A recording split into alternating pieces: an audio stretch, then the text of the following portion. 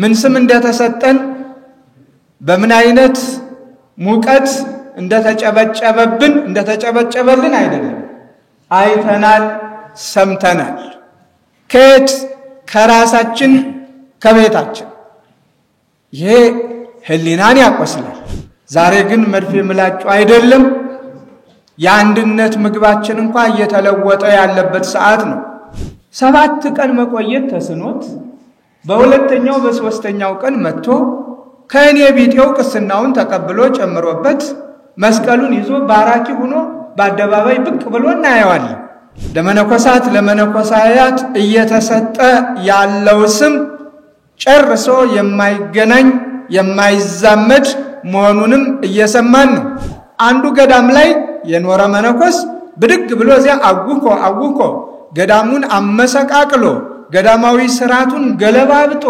የቁሪት ፍላጎቱንና ምኞቱን ፈጽሞ አስፈጽሞ ከዚያ ሲነቃበት እውነተኞች አባቶች እናቶች በጸሎትም ወደ እግዚአብሔር አመልክተው አስፈንጥሮ ሲሰደው ከየት መጣህ ሳይባል ሌላው ገዳም ላይ ይገባል ተመሳስሎ መኖር አንድ ጊዜ ወደ ዓለሙ አንድ ጊዜ ወደ ገዳሙ ብቅ ጥልቅ የሚለው ማስተሳሰብ ከባድ ነውና ስለዚህ አስተፋጥን ለፈቲያ ሁሉ ማይሰራት ዛፋ እምኔከ ምክንያቱም የተከነቱ ነው እንዲህ ያደረገ ሲኖዶሱ ነው እንዲህ ያደረገ የሚለው ትችት ከዚህ በኋላ አይሰራም ዛሬ ግን መልኩን ቀይሯል ጠባዩን ለውጧል ከአንድነት ገዳማት ይልቅ የቁሪት ገዳማት እየበዙ ነው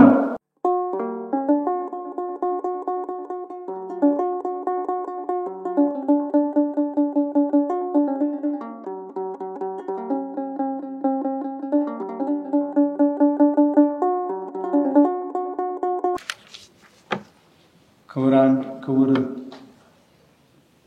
ረዳት ፕሮፌሰር ቀሲስ ግርማ ባንቱ በመንበረ ፓትርያርክ ጠቅላይ ቤተ ክህነት በማህበራዊው ዘርፍ ምክትል ስራ አስኪያጅ በዚህ ጉባኤ የተገኛችሁ በሙሉ ከሁሉ አስቀድሞ ልዑል እግዚአብሔር ቅዱስ ፈቃዱ ሆኖ በዚህ ዕለት እንድንሰባሰብ ስለ ገዳማቶቻችን እንድንወያይ ስለ መንፈሳዊ ህይወታችን እንድንመክር የመንኩስና ህይወት የጥንቱን የጧቱን ስርዓቱን በመጠበቅ ለሚመጣው ትውልድ ለማስረከብ የምንችልበትን ስራ ለመስራት ያሰባሰበን የፈቀደልን ከያቅጣጫው በዚሁ በጽርሐ ተዋሕዶ እንድንገናኝ የፈቀደልን እግዚአብሔር ስሙ የተመሰገነ ይሁን እያልኩ ሁላችሁንም እንኳን ደህና መጣችሁ እላለሁ በመንበረ ፓትርያርክ ጠቅላይ ቤተ ክህነት ስም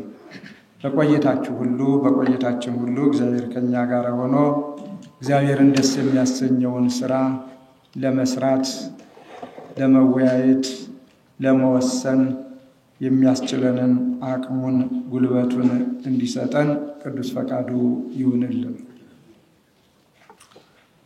የተወሰኑ ጥቅሶችን አቅርቤላችሁ እንደተለመደው ከዚያ በኋላ ወደ ዕለቱ መርሃ ግብር ነው የምንሄደው ሌላው ለዚህ ጉባኤ መመስረት ገዳማውያኑ በራሳቸው ተነሳሽነት በራሳቸው ጥረት ይሄ ታሪክ ስለሆነ መረሳት ስለሌለበት ነው ገዳማውያኑ በራሳቸው ተነሳስተው የገዳማት ጉዳይ ያሳስበናል የገዳማት ጉዳይ ቸል የሚባል አይደለም መልኩን እየቀየረ ነው ይዘቱን እየለወጠ ነው ስለዚህ ገዳማቶቻችን እንደ ጥንቱ እንደ ጧቱ ስማቸው ከግብራቸው ግብራቸው ከስማቸው ጋራ ተዋህዶ መስራት አለብን በሚል መንበረ ፓትርያርክ ጠቅላይ ቤተ ክህነቱንም ድምጻቸውን በማሰማት ወደዚህም በመመላለስ እነሆ የእግዚአብሔር ፈቃድ ሆኖ በብፁዕ ቅዱስ አባታችን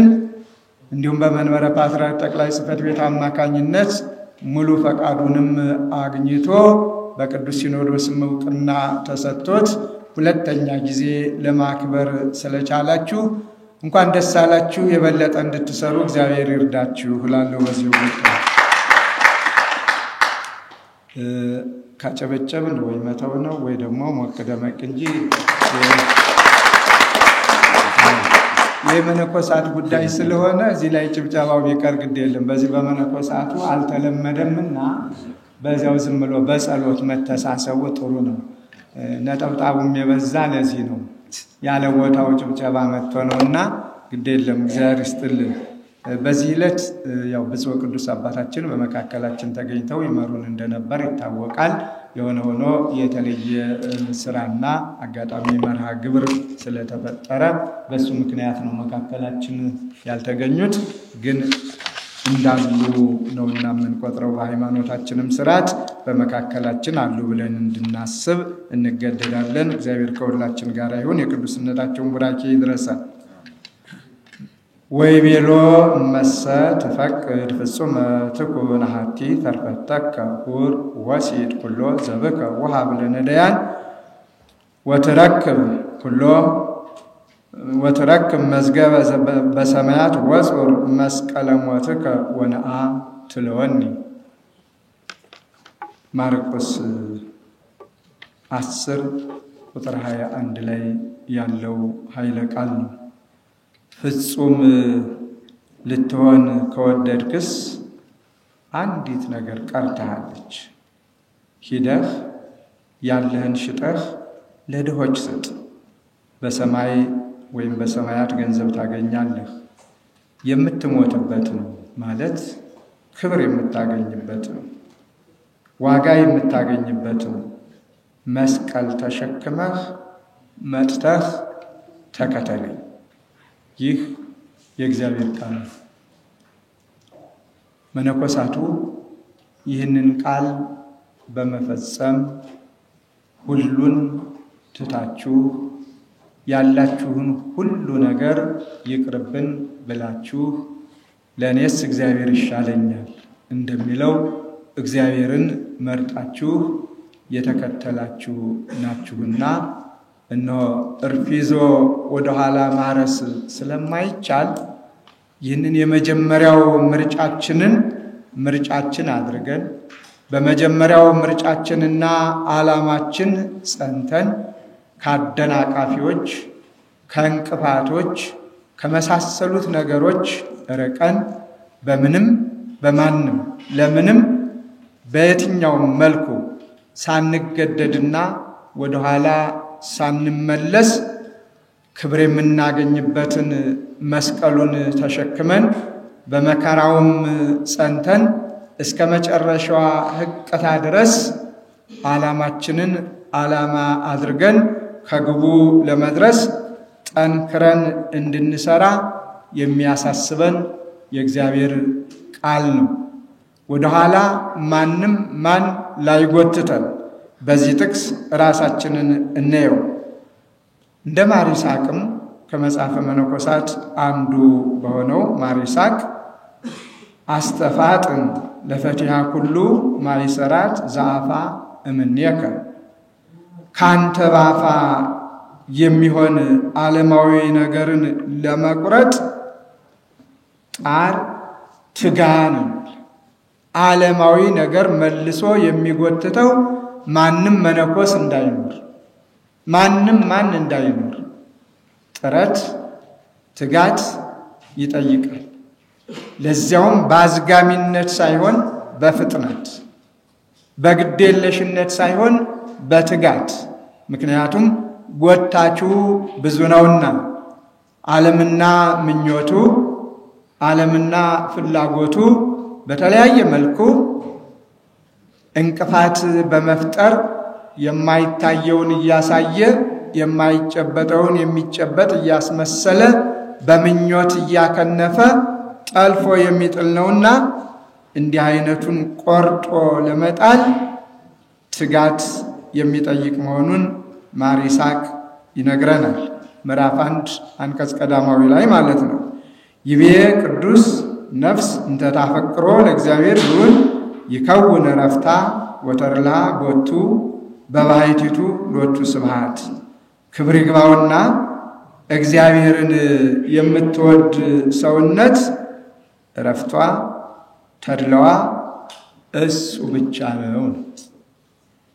በዚህ ምክንያት ነው አባቶቻችን እናቶቻችን ዓለምን እንደ መርገም ልብስ ቆጥረው ዓለምንና ፍላጎቱን ንቀው የዓለምን ተድላና ደስታ በቃህን አንፈልግህም ከኛም ጋራ ግንኙነት የለህም ብለው እግዚአብሔርን ተከትለው የመላእክትን ኑሮ ያስተማሩን ሰዎች ሲሆኑ መላእክትን መስለው ሌትም ቀንም በትጋት በጸሎት በትህርምት በስግደት እግዚአብሔርን እያመሰገኑ ለሰባ ዓለም እየጸለዩ የኖሩት ከዚህ በመነሳት ነው።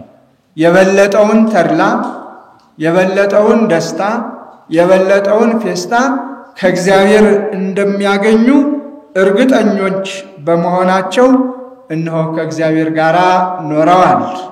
አኗኗራቸውንም አስተምረውናል፣ በቃልም በተግባርም በመጽሐፍም። ስለዚህ የነሱ ልጆች ነን የተተካን መነኮሳት መነኮሳያት አባቶቻችንና እናቶቻችንን መስለን ከእግዚአብሔር ከሚገኘው ተድላ ደስታ የበለጠ ምንም ነገር አለመኖሩን አረጋግጠን ዕለታዊም ሆነ ጊዜያዊ ፈተናዎች ቢያንዣብቡ ለጊዜያዊም ሆነ ለዕለታዊው ለዓመታዊው ፈተና እጅ ሳንሰጥ እስከ መጨረሻዋ ድረስ በጽናት ከርኩሳን መናፍስት ጋር እንደ አባቶቻችን በስመ እግዚአብሔር እየተዋጋን ተግተን እንድንኖር እነዚህ ከላይ የጠቀስኳቸው ጥቅሶች ያስተምሩናል፣ ያስረዱናል፣ ያሳዩናል፣ ይመክሩናል፣ ይገስጹናል። ይሄ ለመግቢያ ያህል ይሄንን ካልኩኝ ከዚህ ውስጥ 2-3 ነገሮችን መዘዝ አድርገን ዛሬ ላይ ገዳማውያንና ገዳማውያኑን ምን ይመስላሉ? ምን እንመስላለን? አርቀን እዚያ ማዶ የምንለው ሳይሆን እኛ ነው ራሳችንን እያገናኘን በጥቂቱ ራሳችንን እንድንመረምር ገዳማቶቻችንን እንድንቃኝ አሳስባቸዋለሁ። ከላይ የተጠቀሰውን ጥቅስ ሰምተናል። እመሰ ትፈቅድ ፍጹመ ትኩን ሀቲ ተርፈተከ፣ ፍጹም ለመሆን አንዲት ቀረችን የተባለ እሱም ባለጸጋንቶ እኛውን ፍጹማን ሆነን ከገባን በኋላ የፍጹምነትን ሥራ ከሰራን እንሰራለን ብለን ከወሰን በኋላ ቃል ገብተን ሙተናል ተገንዘናል ብለን ራሳችንን ለእግዚአብሔር ሰጥተናል ብለን በየገዳማቱ የገባን ወይም ደግሞ ለልዩ ልዩ አገልግሎት በየአድባራቱ በየገዳማቱ የተሰማራን መነኮሳትና መነኮሳያት ዛሬ በዘመኑ ምን እንመስላለን? ወገኖችስ ምን እያሉን ነው? ለአባቶቻችን ለእናቶቻችን ይሰጡት የነበረውን ክብር እየሰጡ ነው?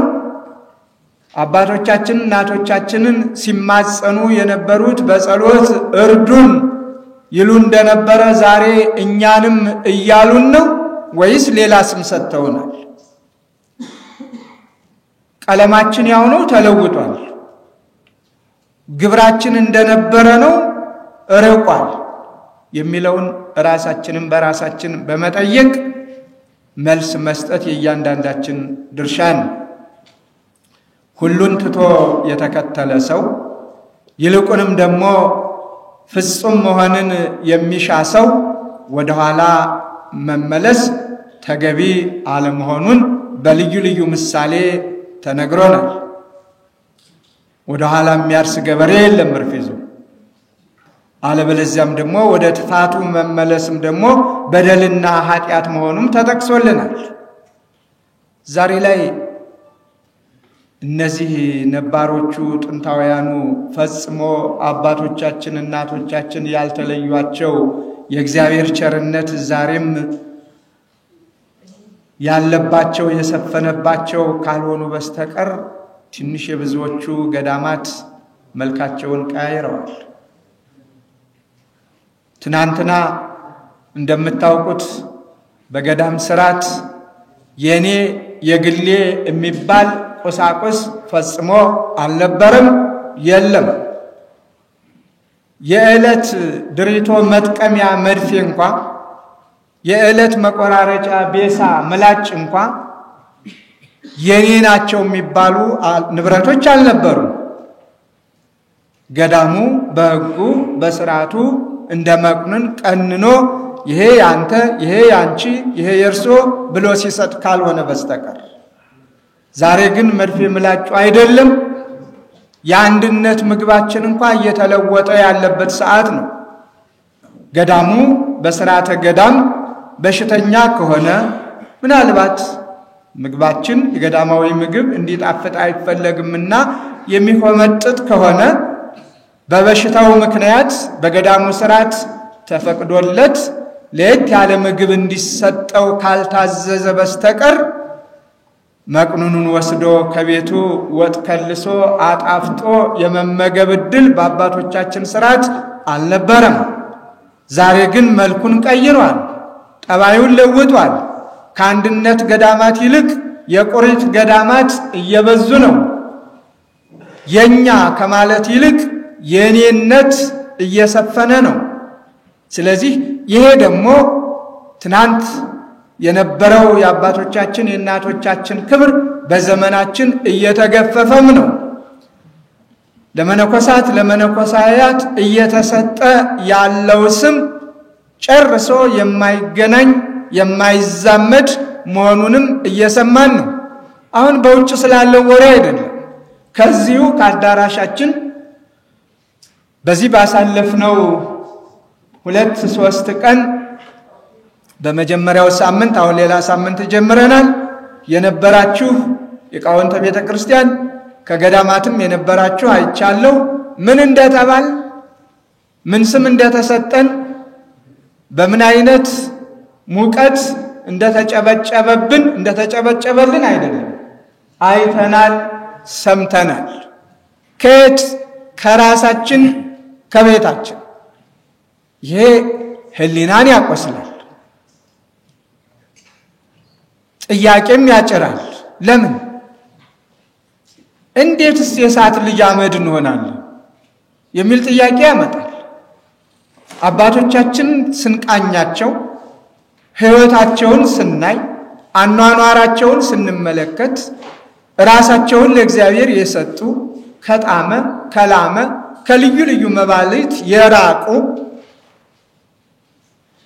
ሌትም ቀንም ተግተው የሚጸልዩ ከትሩፋት ወደ ትሩፋት የሚሸጋገሩ ልዩ ልዩ ገቢረ ተአምራትን የሚያደርጉ ከአባቶቻቸው በተሰጣቸው ጸጋ በተማሩት ከእግዚአብሔር በተሰጣቸው ክብር ልዩ ልዩ ነገሮችን እየሰሩ ቤተ ክርስቲያንን ከፍ ያደረጉ ገዳማቶቻችን በስነ ጽሑፍ በስዕሉ በማንኛውም በታሪኩ ባያያዙ አይደለም ገዳማቱን ጠቅላላ ቤተ ክርስቲያንን ጠብቀው ለመንግስት ተርፈው ለሀገር ትልቅ ኩራቶች ሆነው የኖሩ ንጉሳውያን ቤተሰቦች እንዲማሩ ጥበብን እንዲማሩ ማስተዋልን እንዲማሩ ግብረ ገብነትን እንዲማሩ አፍቅሮ ቢጽን አፍቅሮ እግዚአብሔርን እንዲማሩ ይላኩ የነበሩ ወደ የገዳማቱ ነበር። ዛሬ ግን ለየገዳማቶቻችን ለመነኮሳቱ ለመነኮሳያቱ የተሰጠው ስም ከኛ ጋራ የሚያቀራርብ አንዳች ነገር የለውምና ይህ ሊነካን ይገባል። ይህ አይምሮአችንን ሊነካ ይገባል።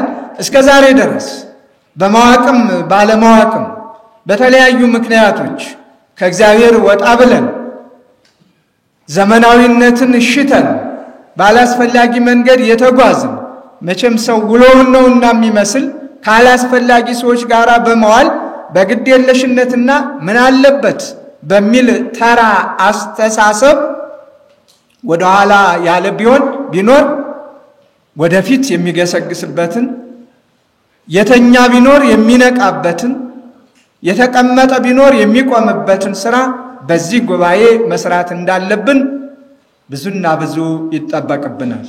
ስማችንን ለማስመለስ ክብራችንን ለማስመለስ በእኛ ምክንያት እነዚህ ታላላቅ ገዳማት ድንቅ ድንቅ ሥራዎች የተሰሩባቸው በዓለም እጹብ ድንቅ የሚያሰኙ ተግባራት የተፈጸሙባቸው ኢትዮጵያን አቅፈው የያዙ የኢትዮጵያን የሀገራችንን ታላቅነት ከፍ አድርገው በዓለም መድረክ የሚያሳዩ የብርቅ ድንቅ ነገር ቅርሳ ቅርሶች መገኛ የሆኑ ገዳማቶቻችን የእውቀት ምንጭ መፍለቂያ፣ የጥበብ ምንጭ መፍለቂያ፣ የምርምር የጥበብ ዋና መሰረት የሆኑ ገዳማቶቻችን በእኛ ምክንያት ስማቸው ሊቀየር ሊለወጥ ስለማይገባ መነኩሴ የተባለ መነኮስ ሞተ የሚባለው ነገር ቀርቶ ዛሬ ሌላ ስም ሰጥተውናል። መንኮሰ ማለት ብለው ሌላ ስም ሰጥተውናል። መድገም አልፈልግም። ስለዚህ ሞተ በሚለው ትርጉም ብቻ ሞታችንን እያረጋገጥን የሞትነውም ደግሞ ለዓለምና ለፍላጎቱ መሆኑን በንስሐ ወደ እግዚአብሔር በመቅረብ በጸጸት በሮሮ የአባቶቼ ስም እንዴት በእኔ ምክንያት ይነሳል? የአባቶቼ ክብር እንዴት በእኔ ምክንያት ይዋረዳል? ስለዚህ ክብራቸውን መመለስ አለብኝ፣ ክብራቸውን መጠበቅ ማስጠበቅ አለብኝ በሚል ይህ ጉባኤ መዝከር ይኖርበታል፣ መወሰን ይኖርበታል። የውሳኔ ሐሳቡንም በአጽንኦት ለቅዱስ ሲኖዶስ አቅርቦ ማስወሰን ከዚህ ታላቅ ጉባኤ ይጠበቃል። ስለዚህ በአመጋገባችን፣ ባለባበሳችን፣ ባኗኗራችን የጥንቱንና የጠዋቱን ሥርዓተ ገዳሙን ተከትለን እንድንኖር ይህ ጉባኤ እንዲመክር ነው። ሌላው የምንኩስናን ሥርዓት ያመነኳኮስ ይህ ጉባኤ ባለፈው የሊቃውንቱ ጉባኤ አንዱ የመከረበት የዘከረበት የተወያየበት እንደ አንድ ትልቅ የቤተ ክርስቲያኒቱ ጉዳት አድርጎ የወሰደው ሊሻሻል ይገባዋል። ወደ ጥንቱ ይሻሻል ሲባል የነበረው አይደለም፣ ወደ ነበረበት ወደ ጥንቱ መመለስ አለበት የሚልም ውሳኔ ነው የወሰነ። ሰምታችሁታል። ምክንያቱም ዛሬ ላይ ብድግ ብሎ መንኩሻለሁ የሚባልበት ሰዓት ደርሰናል። እዚህ አብሮን የነበረ ሰውዬ ብድግ ብሎ አንዱ ገዳም ይሄዳል። በበነጋው እንግዲህ 40 ቀን የሚለውንም እንተው 7 ቀን መቆየት ተስኖት በሁለተኛው በሶስተኛው ቀን መጥቶ ከእኔ ቢጤው ቅስናውን ተቀብሎ ጨምሮበት መስቀሉን ይዞ ባራኪ ሆኖ በአደባባይ ብቅ ብሎ እናየዋለን። ይህ ከምን የመጣ ሥርዓት ነው? ነበረ ወይ? የአባቶቻችን ሥርዓት ነበር ወይ? አንድ መነኮስ ለመመንኮስ ከየት ነው የመጣ? ጥያቄ አለበት እኮ። ከትምህርት ቤት ከመንፈሳዊ ትምህርት ቤት ነው የመጣ? ከዓለሙ ውስጥ ነው የመጣ? ከቤተ መንግስቱ ውስጥ ነው የመጣ? የት ነው የመጣ?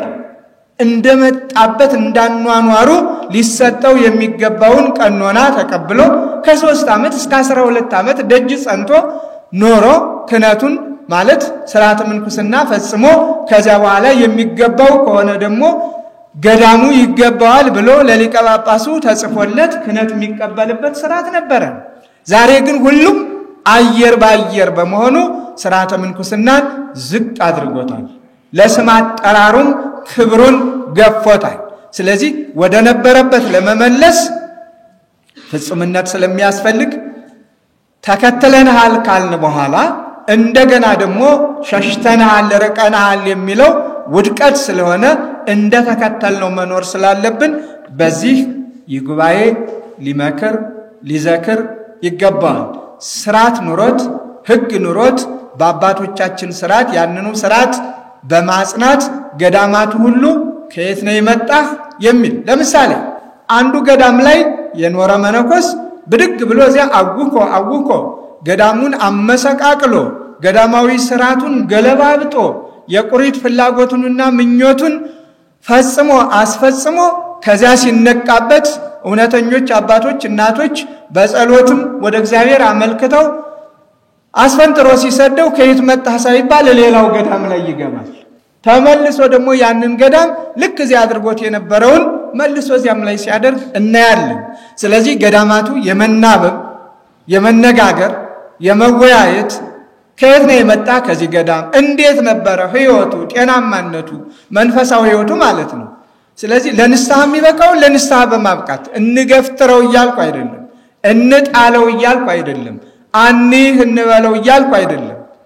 ግን መጥፎ ጠባይን እዚህ ጋር አስወግድ፣ ሥርዓተ ገዳሙ አይፈቅድም፣ ሥርዓተ ምንኩስናው አይፈቅድም በማለት ማረም ማስተካከል የየገዳማቱን ድርሻ ነው።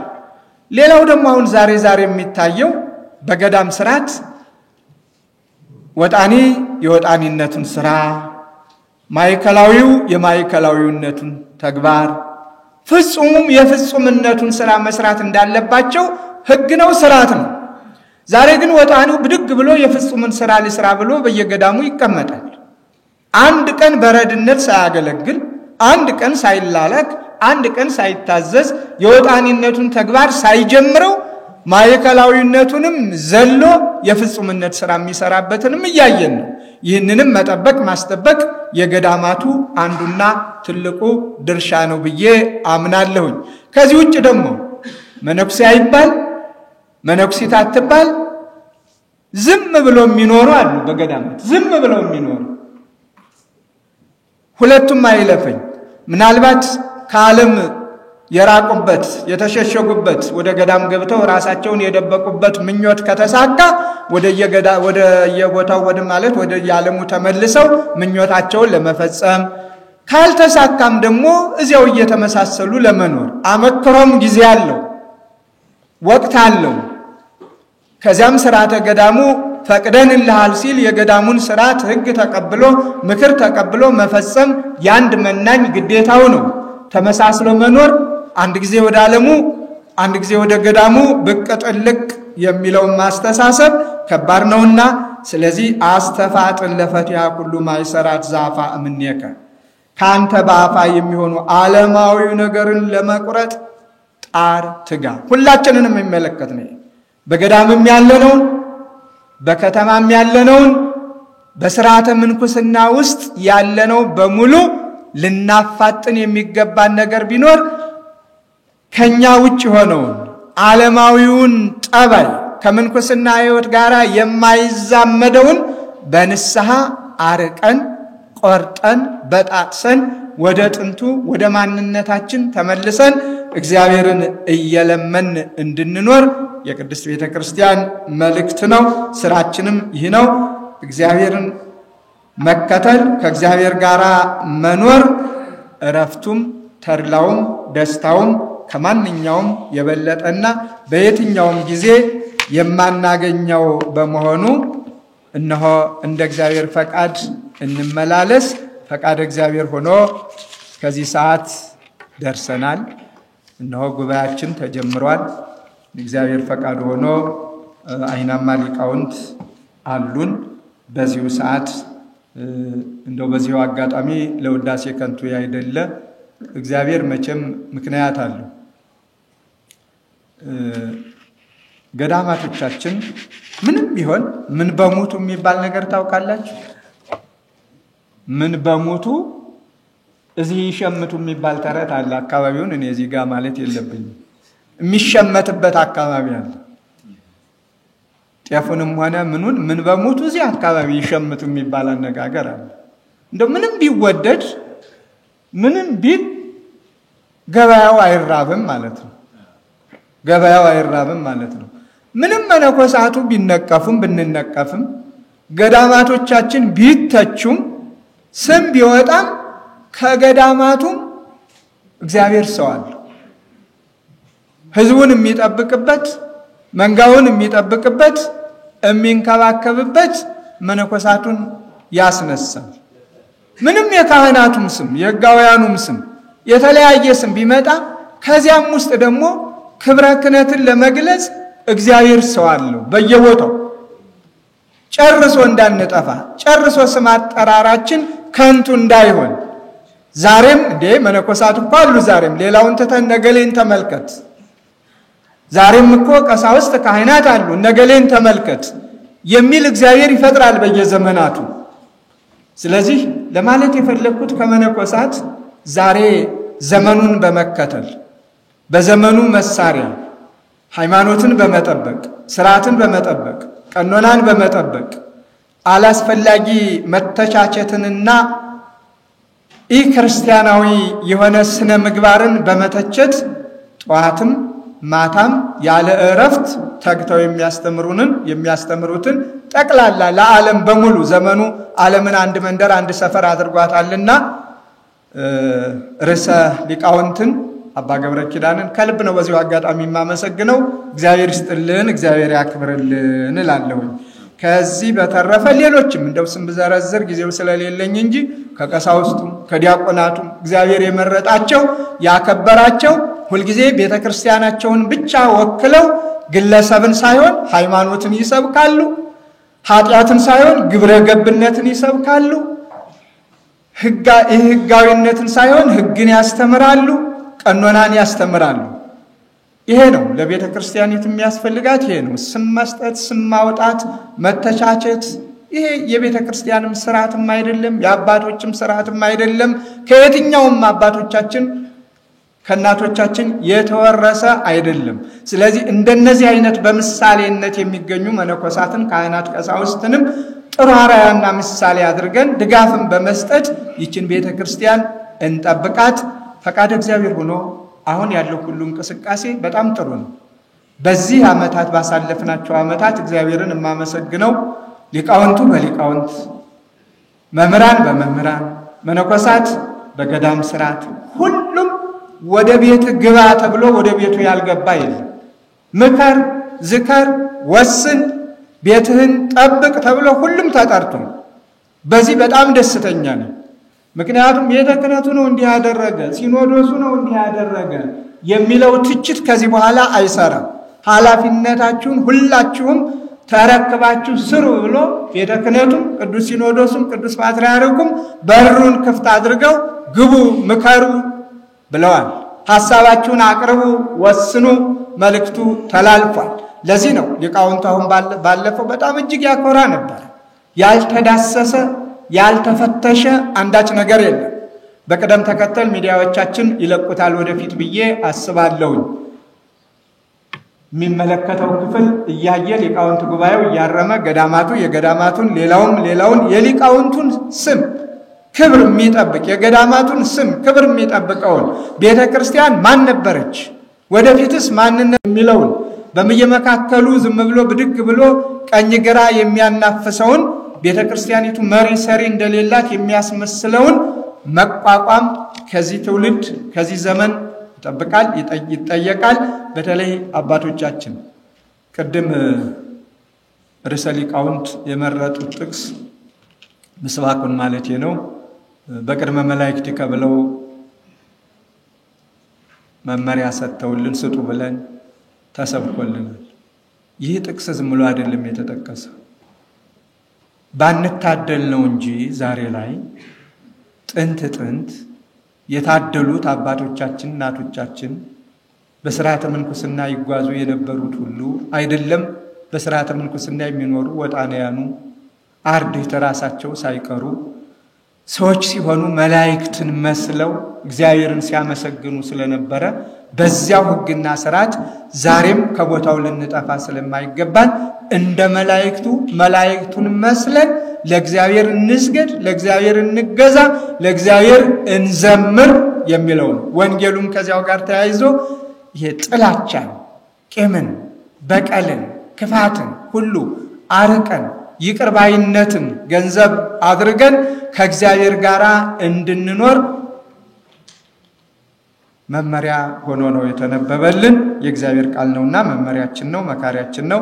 ስለ ሁሉም ነገር እግዚአብሔር የተመሰገነ ይሁን። በድጋሜ እንኳን ደህና መጣችሁ። ጉባኤያችንን እግዚአብሔር ይባርክልን። የሰላም፣ የፍቅር፣ የአንድነት ውጤታማ ጉባኤ ያድርግልን።